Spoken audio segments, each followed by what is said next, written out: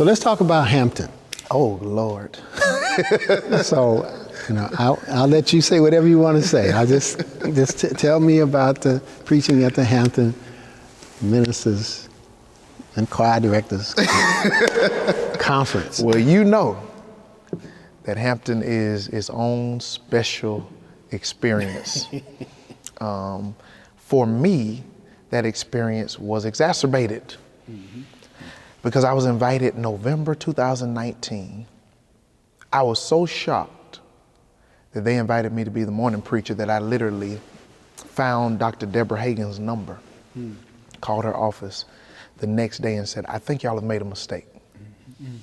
And she laughed. And she was like, no, we didn't make a mistake. I said, because I had heard wind. You get wind when it's maybe coming. Right. But I'm thinking they're going to invite me for the music guild morning. Right. Every Monday morning is the music guild. Exactly. And that's where you normally start out. You just get your feet wet and start there. And see how you do. Yeah. And then they're going to determine if you do well enough, then you come back. Right. So for me to be invited to the morning for 3 days straight, I called and said, I think y'all made a mistake. She laughed and said, no.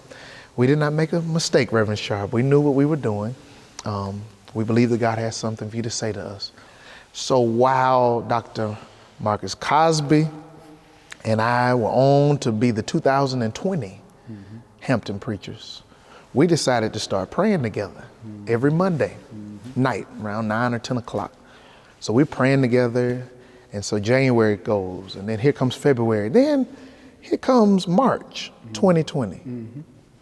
And I remember that Monday like it was yesterday. We got on the phone. I said, well, Doc, I don't know what this is about this possible virus that's going on, but they're talking about maybe shutting some things down. I said, maybe we need to pray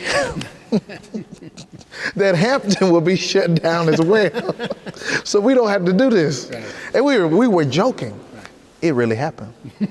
Hampton was shut down in 2020, so now we had to sit with the weight of, okay, no Hampton. It was a relief and a weight. Right. Because we were like, well, although we were relieved from this, it was so much going on in the world. It was a horrible time. Then 2021 comes, no, they're not going to do it. They're going to play some old clips from the years past, 2021. And then here comes 2022. Oh, we're having it, but it will be limited. So only 1,500 people can be there. And so we're having it. Well, I had now carried this weight for 2 years. Everybody knows that has preached Hampton, knows there is an unusual, enormous, prodigious, colossal, gargantuan weight that sits on you. You wake up in the middle of the night like, I got to go preach Hampton in a few weeks or a few months. So imagine that weight being on us for 2 years. So it was heavier.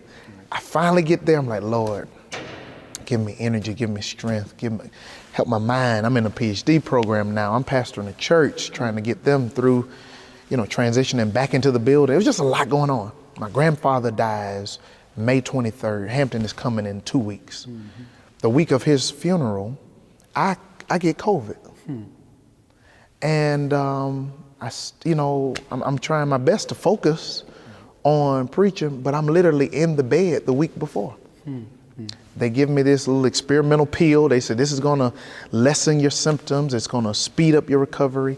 And so up until Thursday before Hampton, I'm about to call them and say, I can't make it. I'm not about to put people at risk. Right. And so the blessing was Saturday night, I test, and my test comes back negative. It's Saturday night.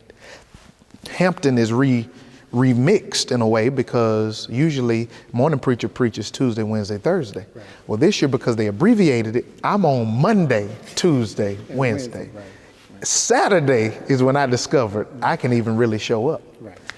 So going in with that, having to preach through that, luckily God held my lungs up, held my body up.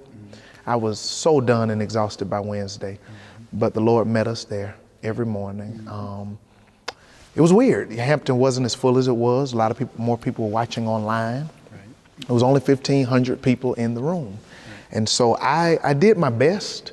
I was the youngest preacher to be invited to be the morning preacher in Hampton history. When the invitation came initially, I was 28. I was 28. I was supposed to preach when I was 29. I didn't preach until I was 31 because of the pandemic, but to be even invited was just, as I told you earlier, I said, I still don't think that I was supposed to be up there, because when you think Hampton, you think the living legends, you think the people that have had some years behind them. So I'm still processing what it means and what it meant to have been invited as the youngest preacher in Hampton history. Wow. Wow. I'm still trying to process what that means. So I don't know how I made it through, other than the grace of God, some good essential water. And I was fasting. Yeah. And I would tell anybody, Hampton is not just an academic experience. You have to have your spirit together. Yes. And I was really, really fasting and praying and asking God to meet me in that pulpit, in that preaching moment. So while I prepared with the books, I called the scholars. I needed the Holy Spirit in a different kind of way.